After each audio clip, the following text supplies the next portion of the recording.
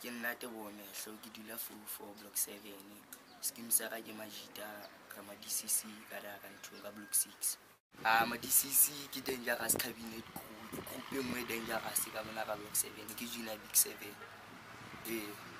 Jwale ke Majita ke Bozile Bonkosana bo Sello ka bangata. Nna ka taba ka sekolo ne ntse kena sekolo hantle ka taba ena ka bo gangster ya ho tsubela matakwane sekolong ya ho se mamele ya ho feila ka sentse ke tebekuwa sekolong last year o thweke Abete. Ke ne ke kena Abete school ke a tlolla Abete school hobane ho ya ka nna sa lokela ke sekolo sa batho ba baholo. Hona le Majita e re ka nna ra thola ka mane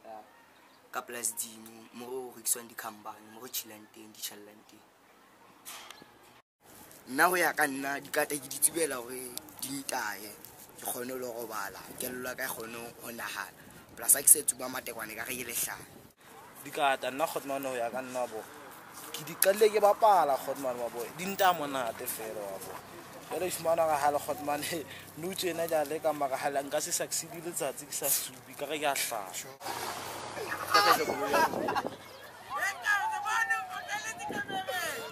ke sekela sa ka se ne ke kena ho sona mo ne ke kena teng Majita ke yane la so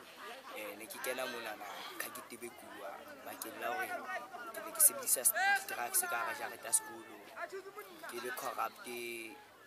ke kene ka hara di-gangster ke lwana. So that is why ne ntse ke feel hangata be ba nka decision hore ba mpe ba ntse ke Abete mara se nna ke liwane he ba tebekuwe re bangatanyana. Ntho e etseng ke a e thabela hobane moya wa ka o tlile bohloko tshwantse no tjena ntse ke kena sekolo ba nsenyeditse future. Ditoro ke ka nna hore nka di etsa hore ke etseng maybe nka thola hore ke butse bo mamaraka kae mara ka wa hola ke kgona ho bula shopo ke mane mo ke kgonang ho bana le tjhelete le nna ka la ho sane ke iphedisa.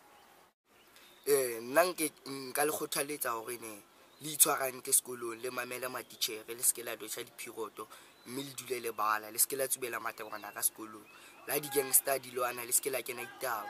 because future lona ke yone e senyehang ke ka yaka e felletse fela dikateng.